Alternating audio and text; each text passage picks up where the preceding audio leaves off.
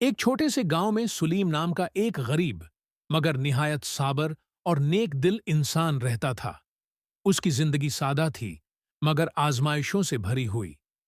دن کو وہ کھیتوں میں مزدوری کرتا اور رات کو ٹوٹے ہوئے کچے گھر میں اپنے بیمار والد اور دو چھوٹی بہنوں کے ساتھ سوتا تھا۔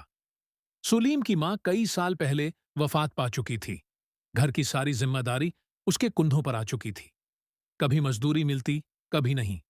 کئی راتیں ایسی گزرتیں جب گھر میں چولہا تک نہ جلتا، مگر سلیم کے لبوں پر کبھی شکوہ نہ آتا۔ وہ بس اتنا کہتا، شاید یہ سب اللہ کا امتحان ہے۔ ایک دن گاؤں میں شدید قحط پڑ گیا۔ کام بالکل ختم ہو گیا۔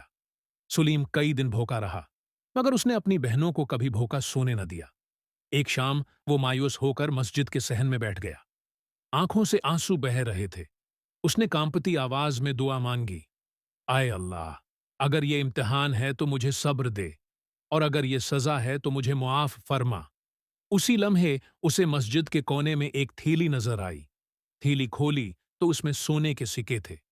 سلیم کے دل میں ایک لمحے کو خیال آیا کہ ان سکوں سے وہ اپنی ساری پریشانیاں ختم کر سکتا ہے، مگر فوراً اس کا دل کانپ اٹھا۔ یہ میرا نہیں ہو سکتا، یہ کسی کا حق ہے۔ اگلے دن اعلان ہوا کہ گاؤں کے ایک تاجر کی تھیلی گم ہو گئی ہے۔ سلیم نے بغیر کسی لالچ کے وہ تھیلی واپس کر دی۔ تاجر کی آنکھوں میں آنسو آ گئے۔ اس نے کہا، بیٹا، تم نے ثابت کر دیا کہ تم اس امتحان میں کامیاب ہو گئے ہو۔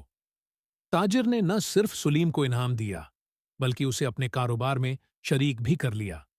آہستہ آہستہ سلیم کی زندگی بدلنے لگی۔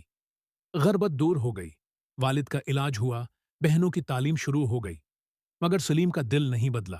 وہ آج بھی سجدے میں یہی کہتا، اے اللہ، شکر ہے کہ تو نے مجھے آزمائش میں ڈالا تاکہ میں تجھے پہچان سکوں۔